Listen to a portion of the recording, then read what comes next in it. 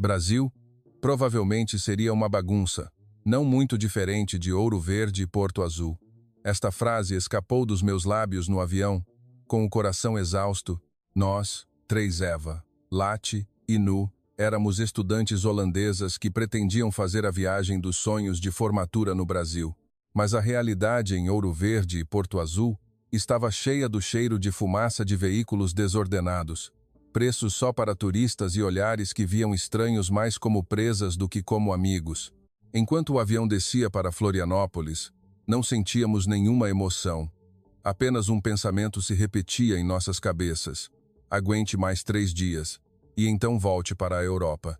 Mal sabíamos que o país que estávamos condenando tão injustamente nos ensinaria uma lição que mudaria a maneira como vemos as pessoas para o resto de nossas vidas. 3 dias antes de o avião descer para Florianópolis, não estávamos no céu sobre o Brasil, mas ainda nos sacudindo nas ruas empoeiradas de Ouro Verde. O motor de uma van rugia, disputando com o som das buzinas de caminhões que soltavam fumaça preta sem parar. Eu estava espremida entre Lati e Nu no assento apertado, com uma mão cobrindo a boca e o nariz. O cheiro de gasolina misturava-se com o cheiro de terra quente e algo mais que não conseguíamos descrever.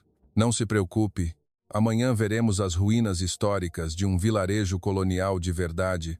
Lati tentou nos animar com um sorriso. Nós 3 já havíamos visto fotos daquele lugar em livros de história, imaginando uma manhã com névoa fina, flutuando sobre as construções de pedra, o sol dourado lentamente tocando as varandas e pilares esculpidos. Essa era a razão pela qual viemos para Ouro Verde. Na manhã seguinte, acordamos antes do amanhecer. Pegamos a mesma van para as ruínas. O vento batia forte em nossos rostos, mas pelo menos ajudava a dissipar um pouco o cheiro de fumaça. Quando o carro parou, vimos longas paredes de pedra e pilares com detalhes intrincados, como em um sonho. Mas no segundo em que nossos pés tocaram o chão, o sonho foi cercado por gritos. Água gelada, manga, lanche, água de coco, vendedores nos cercavam, mãos pequenas puxando nossos braços e bolsas, rostos cheios de suor e a esperança de vender alguma coisa. Entendíamos que eles precisavam ganhar a vida, mas cada passo parecia uma luta contra uma parede de ofertas. A beleza das pedras antigas estava envolta em uma camada de caos a que não estávamos acostumadas. À medida que avançávamos, o interior começou a ficar mais calmo, mas em cada canto escondido havia garrafas de água velhas, sacolas plásticas presas às raízes das árvores. Eu olhei para as grandes construções e depois para o lixo sob meus pés. Um sentimento estranho misturava admiração e decepção. Na volta, a mesma van nos esperava. O motorista sorriu, mas quando dissemos nosso destino, ele nos deu um preço quase o dobro do que pagamos na ida. Não era esse o preço de manhã. Era? Nu perguntou educadamente. Ele apenas riu e respondeu brevemente que os preços da manhã e da tarde não eram os mesmos. Os turistas precisam entender, disse ele. Olhamos umas para as outras. Discutir seria inútil, então, relutantemente, pagamos. Naquela noite, em um pequeno hostel, o ventilador de teto girava lentamente e a luz amarela era fraca. Sentamos em círculo no beliche de baixo, com o som de motos da rua lá fora ecoando intermitentemente. Será que escolhemos o dia errado? Ou o lugar errado? Lati murmurou. Ou talvez tenhamos tido expectativas muito altas, respondi.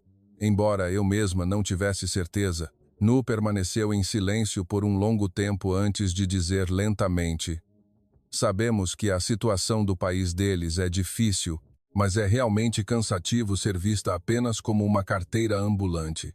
No dia seguinte decidimos ir a um mercado local, na esperança de experimentar a vida real das pessoas, em vez de apenas ver as ruínas antigas. O mercado estava cheio de cores, frutas exóticas empilhadas como montanhas, carne fresca pendurada em ganchos, o cheiro de especiarias misturado com sangue e odores de esgoto me fazia prender a respiração intermitentemente. Os corredores eram tão estreitos que tínhamos que esbarrar em estranhos a quase cada passo. Paramos para experimentar um prato de comida local de uma barraca que parecia a mais popular aos nossos olhos. A sopa borbulhando em um fogão, a carvão parecia a mais autêntica, mas poucas horas depois, meu estômago começou a se contorcer e tive que encontrar um banheiro às pressas. Tanto a vergonha quanto a dor destruíram o romantismo de comer como um local em uma única tarde. À tarde saímos do hostel novamente. Um menino pequeno se aproximou com um monte de cartões postais na mão. "Por favor, irmã, compre um", ele disse em inglês com sotaque. Olhei para seus olhos e meu coração amoleceu. Peguei dinheiro para comprar, mas, de repente, outras 2 ou 3 crianças correram, oferecendo panfletos e folhas de artesanato, tentando falar ao mesmo tempo com vozes de vendedores. O cheiro de suor, o calor e os olhares de adultos por perto que nos observavam, como se estivessem medindo o quão rápido cederíamos novamente, começaram a me sufocar. Enfiei uma nota na mão daquele menino, sem nem mesmo escolher um cartão postal, e rapidamente saí daquele círculo. Estaríamos nós ajudando-os, ou apenas os encorajando a continuar vendendo assim? Esse pensamento surgiu sem querer e me fez sentir ainda pior. 3 dias em Ouro Verde se passaram lenta, mas pesadamente. Todas as noites, voltávamos para o nosso alojamento com roupas suadas, sapatos empoeirados e um coração que parecia ser raspado aos poucos. Sempre soubemos que todos lutam para sobreviver, mas ser estrangeiras, tendo que nos defender constantemente de preços flutuantes e de olhares que nos viam como uma oportunidade de fazer dinheiro, fez com que as 3 fossem fechando as portas de seus corações, uma por uma. Na última noite antes de voar para Porto Azul, Nu olhou para o teto e disse baixinho: "Se aqui é assim, será que o próximo lugar será diferente?" A pergunta pairou na escuridão, sem resposta. Mas a pequena semente da desconfiança já havia sido plantada em nossos corações e cresceria muito mais antes de chegarmos a Florianópolis. O anúncio no avião informou que estávamos prestes a pousar em Porto Azul, uma cidade costeira no Brasil. A luz do sol que entrava pela janela parecia quente, e o céu azul claro aliviou um pouco nossos corações pesados de Ouro Verde. "Olhem só, o mar deve ser lindo", Nu disse, mostrando-nos fotos de ilhas de águas azul turquesa no Instagram. "Talvez este seja um novo começo para a viagem", Lati acrescentou suavemente. Nós 3 realmente tentamos acreditar nisso. Ao sair do aeroporto, a grande avenida à frente parecia mais moderna do que esperávamos. Placas de publicidade turística enfileiradas, com fotos de barcos brancos ancorados à beira-mar, o mar azul esverdeado, pessoas sorridentes segurando cocos nas mãos, tudo parecia gritar que aquilo era o paraíso do mar. Chamamos um táxi no ponto de serviço à frente.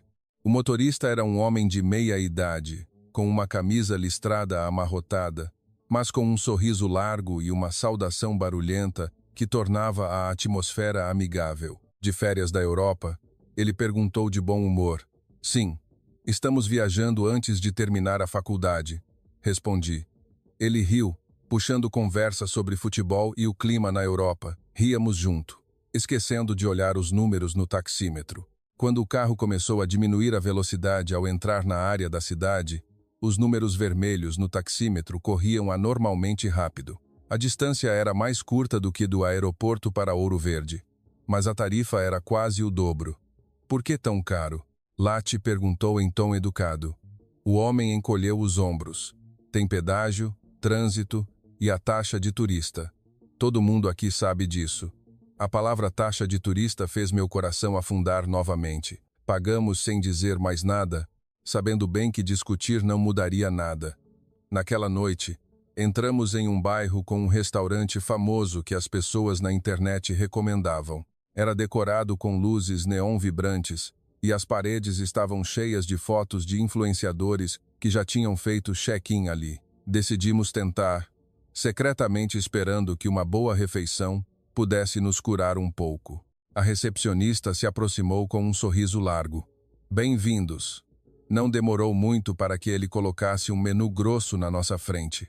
"Queremos algo vegetariano", Nu disse em inglês claro. "Sem carne, por favor." Desta vez, o sorriso do funcionário se contraiu ligeiramente.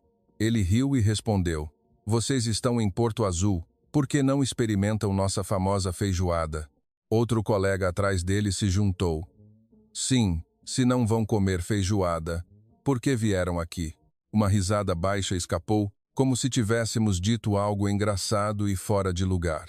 Eu me apressei em explicar que escolhemos ser vegetarianas por saúde e convicção pessoal, não por desrespeito à culinária local.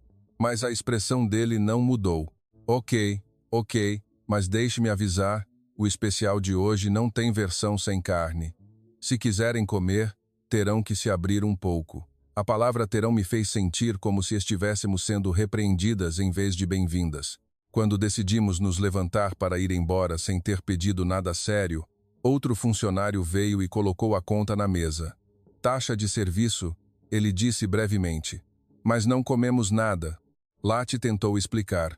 Só sentamos e olhamos o cardápio. Vocês se sentaram, usaram nosso tempo, usaram nossa mesa. Isso é taxa de serviço.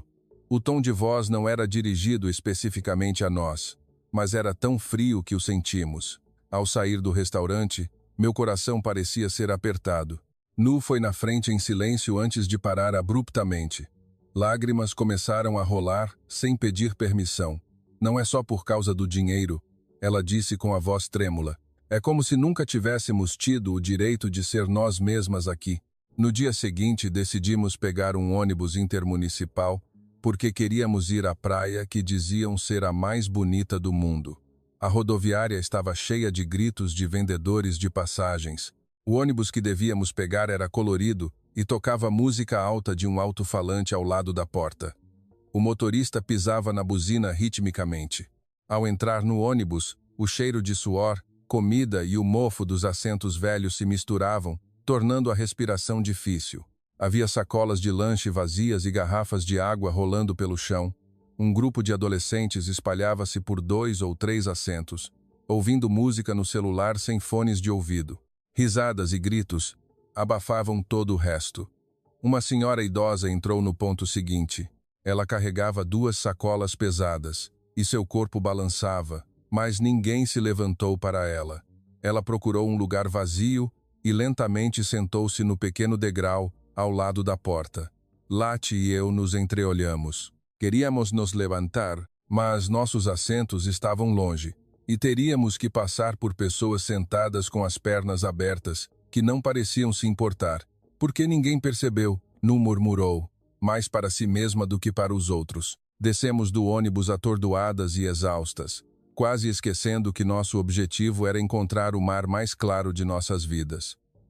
Em vez de ficarmos animadas, discutíamos, não sobre a vista ou a praia, mas sobre se tínhamos expectativas demais, ou se apenas havíamos encontrado uma sociedade que nunca via estrangeiros com olhos de igualdade. Naquela noite, sentamos em silêncio em nosso quarto de preço médio, reservado com antecedência.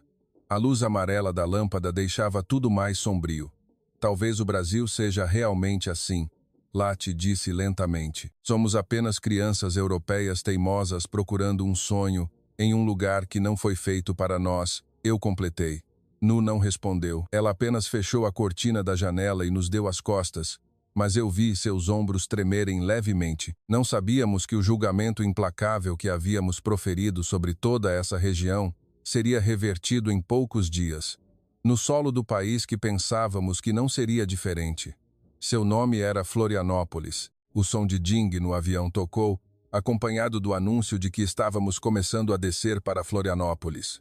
As luzes dos cintos de segurança acenderam-se em todas as fileiras, enquanto o céu lá fora começava a adquirir um tom alaranjado suave de uma tarde na América do Sul. Nu pegou o telefone e abriu o aplicativo de reserva de passagens, agitada.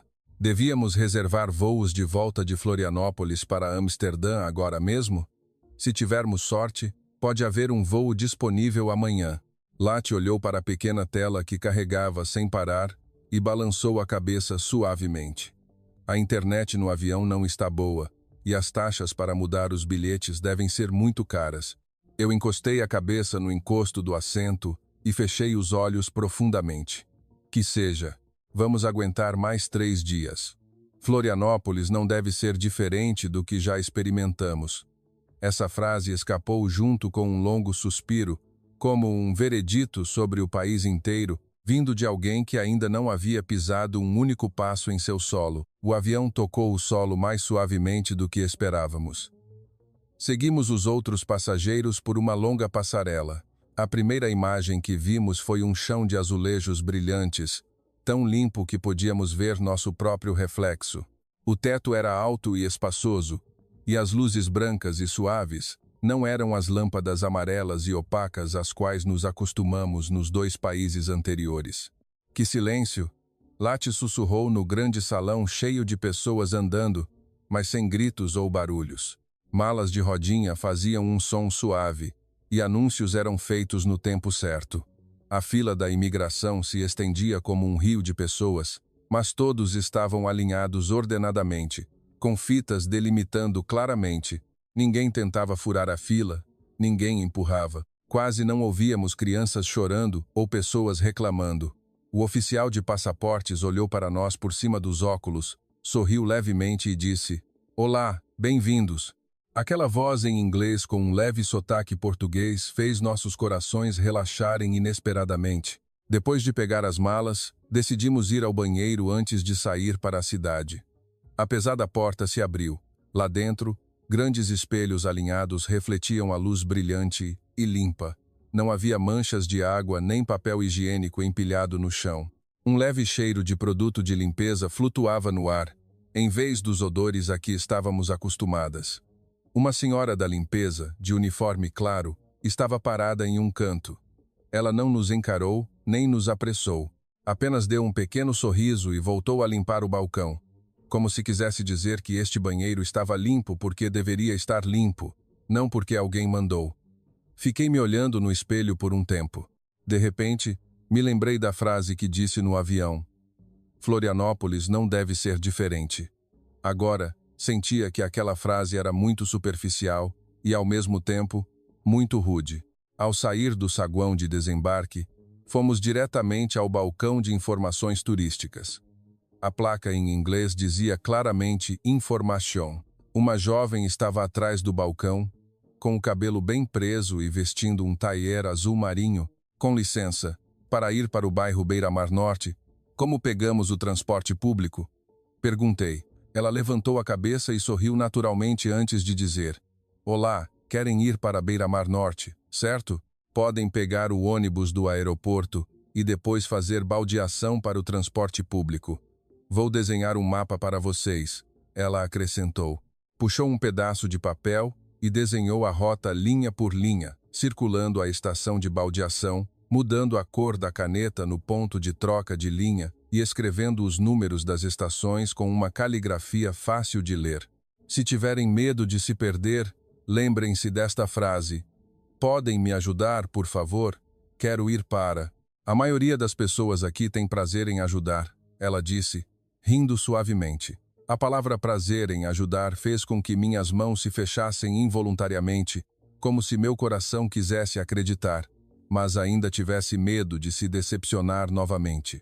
Chegando perto do pequeno hotel no bairro Beira-Mar Norte, arrastamos nossas malas por uma viela cheia de cheiros deliciosos de comida de carrinhos de rua, luzes quentes de pequenos cafés e risadas suaves de moradores locais. Paramos em frente a uma porta de madeira com vidro. A placa dizia Boutique Hostel. Assim que a porta se abriu, um jovem de cerca de 30 anos, vestindo uma camisa clara, veio rapidamente ao nosso encontro. Ele sorriu largamente, mas seus olhos eram suaves. "Olá, bem-vindas," ele disse, fazendo um pequeno aceno de cabeça antes de pegar nossas malas para colocá-las no chão. Enquanto ele fazia o check-in, ele parou, olhou para nós por um momento e perguntou: "Gostaria de perguntar algo rapidamente. Alguma de vocês 3 é vegetariana ou não come certos tipos de carne? Para o café da manhã de amanhã, assim podemos preparar adequadamente." Ficamos em silêncio por um momento, como se o tempo no saguão tivesse parado. O som suave do ar-condicionado ressoava enquanto as lembranças do restaurante em Porto Azul voltavam à minha mente. "Nós 3 somos," Nu respondeu baixinho. O jovem assentiu, como se aquela resposta fosse a coisa mais normal do mundo. Ótimo. Há muitos restaurantes vegetarianos por aqui. Vou pegar um mapa para vocês. E amanhã, no hostel, teremos um canto vegetariano especialmente adicionado. Podem comer à vontade, sem se preocupar. A frase "sem se preocupar", em inglês com sotaque português, de repente fez minhas orelhas queimarem. As lágrimas que segurei desde Ouro Verde e Porto Azul pareciam pedir passagem para rolar. Lati fingiu rir, disfarçando. Muito obrigada. Não estamos acostumadas a alguém perguntar isso antes. As preferências das pessoas são diferentes. Ele sorriu em resposta, mas nosso dever é fazer com que todos se sintam o mais confortáveis possível. Naquela noite, no pequeno quarto com camas limpas e ar-condicionado silencioso, deitei-me, olhando para o teto branco. Pensei no primeiro dia em Ouro Verde.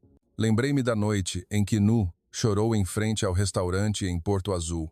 Depois virei-me e olhei para minhas duas amigas, que dormiam profundamente ao meu lado. Não sabíamos o que Florianópolis nos reservaria no dia seguinte, mas uma coisa já havia mudado. Não era apenas o chão do aeroporto, mais limpo do que esperávamos, nem apenas o banheiro sem cheiro. Era uma pequena sensação no coração que sussurrava que talvez tivéssemos julgado Florianópolis e o Brasil rápido demais. Na primeira manhã em Florianópolis, a luz do sol entrava pelas cortinas finas no quarto. Eva e Lati ainda estavam encolhidas nos beliches, mas eu acordei primeiro. Os sons dos carros na rua lá fora eram estranhamente suaves, não caóticos como havíamos imaginado. Quando descemos, o cheiro de café e pão fresco flutuava no ar. O mesmo dono do hostel estava organizando o canto do café da manhã. Bom dia. Dormiram bem? Ele perguntou com um pequeno sorriso. Havia frutas, pão, geleia e em um canto, um pequeno mais claro, letreiro escrito "Canto vegetariano com tofu, legumes cozidos no vapor e mingau vegetariano. Ontem vocês disseram que eram vegetarianas, certo? Por isso adicionei este cantinho. Se quiserem mais alguma coisa, é só pedir", ele disse. Aquelas palavras simples me fizeram engolir em seco com mais força do que o normal. Não era muito. Mas para alguém que sentiu que era difícil ser ela mesma, aquele pequeno canto parecia o primeiro espaço seguro da viagem. Enquanto comíamos, o dono do hostel pegou um mapa de papel e desenhou a rota para a estação de ônibus para nós. De Beira-Mar Norte para o centro da cidade não é difícil. Basta caminhar até a estação na esquina da rua, pegar o ônibus por 2 ou 3 paradas e vocês chegarão. Se quiserem ir a uma igreja por aqui, há uma igrejinha tranquila também, sem muitos turistas. Depois do café da manhã, saímos do hostel e caminhamos pelas ruelas. Carrinhos de rua vendendo tapioca, pão de queijo e caldos estavam enfileirados ao longo da estrada. O cheiro delicioso chegava ao nosso nariz. Pessoas de Florianópolis em trajes de trabalho faziam fila para comprar o café da manhã de forma ordenada. Ninguém furava a fila. Não havia gritos de vendedores competindo. Tudo parecia ocupado, mas não confuso. As calçadas podem não ser perfeitas em todos os trechos, mas não havia grandes pilhas de lixo nem poças de água parada como tínhamos visto. Caminhávamos em silêncio, mas nossos corações relaxavam gradualmente do modo de autoproteção. Ao ver a placa do ponto de ônibus Beira-Mar Norte à nossa frente, nós 3 paramos e olhamos para a escada rolante. Olhem só, é como nos vídeos de avaliação. Lati disse antes de rirmos baixinho para nós mesmas, lembrando que uma vez pensamos que todos os vídeos de avaliação eram imagens bonitas demais para serem reais. Na plataforma, havia uma linha amarela pintada na frente da porta do ônibus. As pessoas se alinhavam automaticamente atrás da linha. Ao lado, setas indicavam a passagem para as pessoas descerem antes de subirem. Não havia funcionários gritando ou repreendendo, mas todos seguiam as regras como se fosse natural. O ônibus chegou na hora certa. As portas se abriram e as pessoas dentro saíram ritmicamente. Então, as pessoas que esperavam entraram lentamente. Não houve empurrões nem tentativas de furar a fila. Quase não precisamos usar força.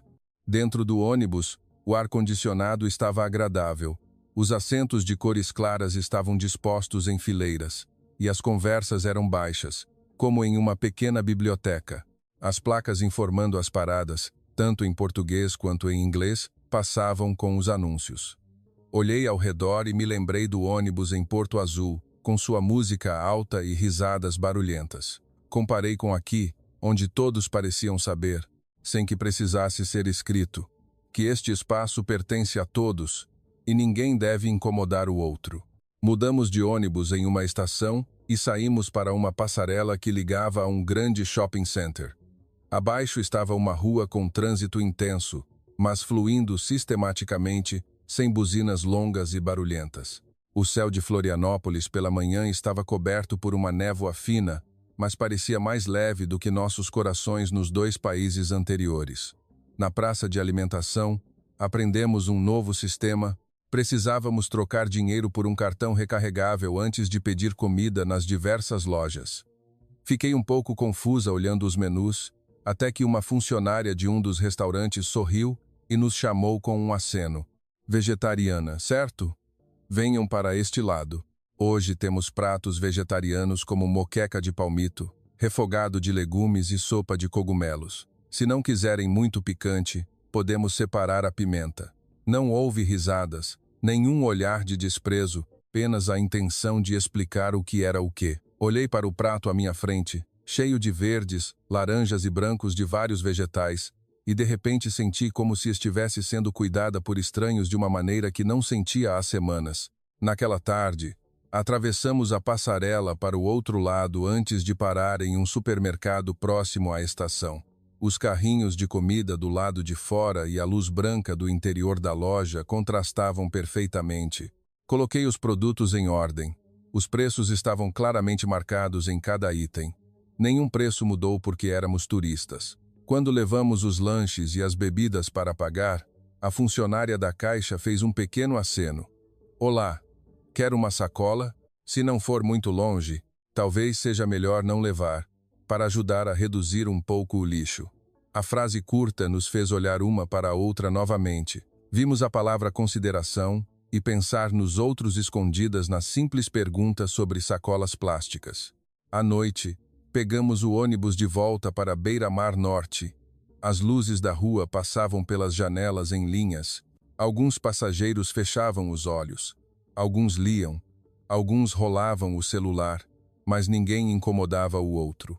Ao voltarmos para a viela do hostel, ouvimos o latido suave de um cachorro de uma casa, o cheiro de flores noturnas flutuando levemente. Uma loja de artesanato havia fechado, deixando apenas uma pequena lanterna na frente.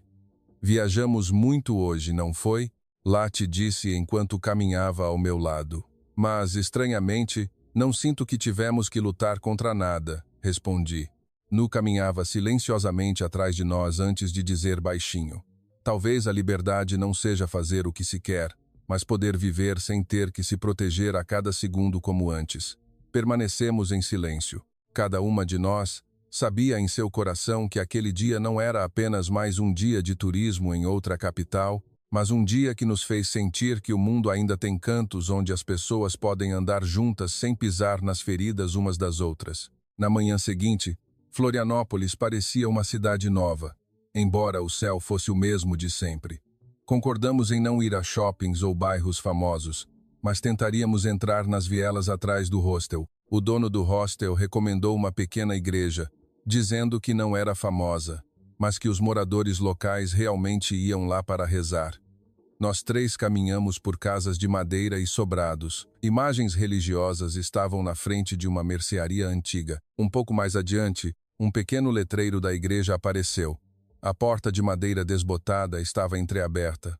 O interior não era muito grande, mas era tão silencioso que se podia ouvir os pássaros nas árvores. Alguns moradores locais entraram lentamente. Oh, deba, não, deba, nemelas. Eles tiraram os sapatos suavemente, inclinaram ligeiramente a cabeça antes de entrar no salão da igreja. Não havia barulho, nenhum guia com bandeira, apenas o som suave dos sinos de vento. Sentamos em um banco de madeira ao lado, observando uma senhora idosa ajoelhada, com as mãos unidas em oração, murmurando algo em uma língua que não entendíamos, mas que estranhamente nos trazia uma sensação de paz. Em minha mente, surgiu um pensamento. Talvez seja essa fé silenciosa que impede que a cidade caótica engula completamente as pessoas. Depois de sair da igreja, abrimos o mapa no telefone, pretendendo ir a um pequeno café que os moradores locais haviam avaliado. Mas o sinal da internet falhava. O mapa girava e não carregava as ruas que deveriam estar retas, e as setas nos faziam virar na rua errada repetidamente. O sol da manhã começou a esquentar, e o suor escorria em minhas costas. Nu se virou e perguntou, preocupada: "Estamos perdidas de novo?" Olhei ao redor e vi apenas casas e mercearias. Nenhuma placa em inglês. A lembrança de ser ignorada ao pedir direções em outros países surgiu imediatamente em minha mente. Enquanto hesitações, uma mulher de meia-idade que estava organizando sacolas de comida em frente a uma pequena loja de comida nos olhou, sorriu e perguntou: "Perdidas, queridas? Aonde querem ir?" Entreguei meu celular para ela, mostrando o nome do café em inglês. Ela franziu a testa por um momento e depois disse: "Aquele café fica logo ali atrás, mas vocês precisam dar a volta em outra rua. Vou levá-las até o início da rua para não se confundirem." Tentamos recusar. "Não se preocupe, podemos ir sozinhas, não queremos incomodar." Mas ela balançou a cabeça. "Não precisam se preocupar, queridas. As pessoas daqui se importam muito. Se eu deixasse vocês estrangeiras perdidas assim, eu mesma me sentiria mal." A palavra "me sentiria mal" nos fez rir. Ela nos guiou lentamente, avisando para termos cuidado com as motos nas esquinas, antes de nos mostrar a placa do pequeno café branco. "Aqui está. Vão descansar antes que fique muito quente." Nós a agradecemos meio sem jeito. "Divirtam-se na viagem, queridas," ela disse, acenando antes de voltar para sua loja, como se nada tivesse acontecido. No pequeno café, pedimos bebidas e sentamos na sala com ar-condicionado por um bom tempo, até decidirmos pegar o ônibus novamente. Eva se levantou e pegou sua mochila, mas assim que saímos da loja, seu rosto ficou pálido. "Minha bolsa." A pequena bolsa com meu passaporte e dinheiro. Meu coração foi para a garganta imediatamente. Paramos no meio da rua, ouvindo o barulho dos carros. "Você a deixou na mesa," Nu disse, e nós três praticamente corremos de volta para o café. Em minha cabeça, só havia imagens ruins: passaporte perdido, ter que ir à embaixada, voos que não podiam ser adiados, o dinheiro restante tendo que ser redistribuído. Tudo ligado à experiência de sentir que se algo se perdesse, era o fim. A porta do café foi aberta com mais força do que o normal. A mesma funcionária se virou, assustada, antes de sorrir com alívio. "Bolsa preta, certo? Nós aguardamos para você." Ela pegou a pequena bolsa de trás do balcão e a colocou na mesa à nossa frente. "Ficamos com medo de que, se você voltasse e não a encontrasse, ficaria em pânico, então a deixamos aqui. Nem abrimos, viu?" Eva abriu o zíper rapidamente. Tudo estava lá: passaporte, cartões e dinheiro. Ela apertou os lábios com força antes que as lágrimas começassem a rolar silenciosamente. Lati cobriu o rosto com as mãos e eu senti um nó na garganta. Muito obrigada mesmo." Eu repeti várias vezes. A funcionária apenas sorriu e respondeu: "De nada. É um item tão importante. Nós também não gostaríamos que se perdesse." Que bom que voltaram a tempo. Saímos do café novamente. Desta vez, não era apenas nosso corpo que estava leve, mas nossos corações também estavam visivelmente mais leves. Como se alguém estivesse cuidadosamente colando de volta os pedaços quebrados da nossa confiança, um por um. À noite, pegamos o ônibus novamente. O ônibus estava lotado, mas não era desconfortável. Os assentos perto da janela estavam cheios de trabalhadores que pareciam cansados. Quando o ônibus parou em uma estação, uma mulher grávida entrou, com uma das mãos segurando a barriga. Eu e Nu nos entreolhamos, nos preparando para levantar, mas, de repente, um jovem que estava sentado à nossa frente se levantou primeiro. Ele nos deu um pequeno sorriso e disse: "Podem sentar, eu fico em pé." Em seguida, virou-se para a mulher e disse: "Por favor, Sente-se. A mulher grávida agradeceu com um pequeno aceno de cabeça. Ninguém pegou o celular para filmar. Não houve aplausos. Apenas uma gentileza comum e delicada. Olhei para aquela cena e me lembrei do ônibus em outro país, onde havíamos ficado sentadas, paralisadas pelo medo dos olhares dos outros, com medo de que, se nos levantássemos, seríamos olhadas de forma estranha. Aqui, tudo era o oposto. Naquela noite, subimos ao terraço do hostel. O vento quente soprava sobre os prédios baixos em beira-mar norte, e as luzes das janelas das casas eram pequenos pontos por toda parte. Quantas vezes fomos ajudadas hoje? Lati perguntou. Já perdi a conta, respondi, rindo suavemente. Nu olhou para a rua na viela. O estranho é que hoje eu mesma havia pegado pequenos lixos que vi na calçada e jogado no lixo, sem nem perceber quando comecei a fazer isso. Permanecemos em silêncio por um tempo, antes que Eva dissesse lentamente: talvez não sejamos apenas nós que vimos a bondade do povo de Florianópolis, mas a bondade deles também nos esteja mudando silenciosamente. E no silêncio do terraço naquela noite, soubemos que o país que havíamos julgado no avião estava aos poucos, escrevendo uma nova história para nossos corações, sem precisar de longas explicações. Em uma manhã, um dia antes de voltarmos para a Europa, sentamos em círculo na pequena sala de jantar do hostel. O mapa do Brasil estava aberto sobre a mesa. Eva deslizou o dedo de Florianópolis para o norte. Que tal sair para ver algo fora da cidade, mesmo que seja apenas por um dia? O dono do hostel ouviu. Ele sorriu e apontou para um pequeno ponto no mapa. Se querem história e vida local, recomendo São Francisco do Sul. É só pegar um trem, não é longe. Podem ver a cidade antiga e a vida real das pessoas. Menos de uma hora depois, estávamos na estação de trem de Florianópolis. Um prédio antigo, teto alto. Os anúncios do trem se misturavam com o som das rodas das malas arrastando-se pelo chão. Compramos passagens de terceira classe, tão baratas que tivemos que perguntar novamente se era o preço certo. A funcionária apenas sorriu e respondeu: sim, está certo. É uma passagem comum, mas a vista é linda. No trem, a maioria das pessoas de Florianópolis sentava-se confortavelmente. Alguns conversavam baixinho, outros dormiam usando a mala como travesseiro. O vento das janelas abertas soprava, refrescando um pouco a nuca suada. Uma família sentou-se à nossa frente. A mãe estava descascando uma laranja e a filha pequena balançava as pernas. Quando nos viu olhando, ela nos ofereceu um gomo de laranja. A mãe dela rapidamente se virou e disse em inglês com sotaque português: experimente, é doce. Nós nos sentimos um pouco constrangidas, mas aceitamos com um sorriso. Agradecemos e compartilhamos. O sabor não era apenas a doçura da laranja, mas parecia misturar-se com uma certa gentileza. Chegando a São Francisco do Sul, alugamos bicicletas em uma pequena loja perto da estação. O dono da loja perguntou: vocês são boas em andar de bicicleta, queridas? Algumas partes da estrada têm bastante trânsito. Precisam ir com calma. Ele se abaixou para ajustar o assento à nossa altura, verificou os freios de cada bicicleta antes de nos garantir: se perderem ou tiverem algum problema com a bicicleta, podem me ligar. Meu número está neste papel. Pedalamos por casas de madeira à beira do rio, passando por igrejas antigas e fachadas coloniais que ainda se mantinham imponentes. O céu naquele dia estava mais claro do que em qualquer outro desde que chegamos à América do Sul. O vento trazia o cheiro de terra e grama, diferente do cheiro de fumaça das grandes cidades.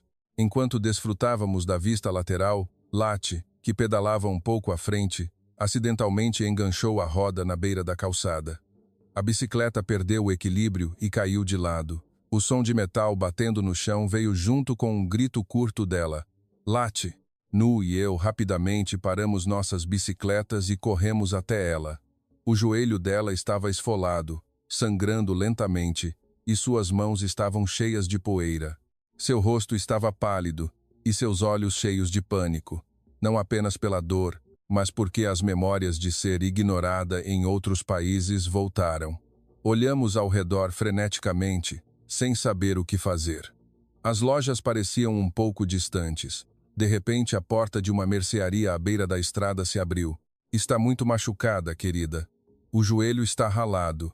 Venha sentar aqui na loja, disse uma mulher de meia idade com um corpo robusto, que saiu para ajudar Lati a ir para a sombra. Ela pegou uma caixa de primeiros socorros de uma prateleira atrás dela. Limpou a ferida com soro fisiológico, delicadamente.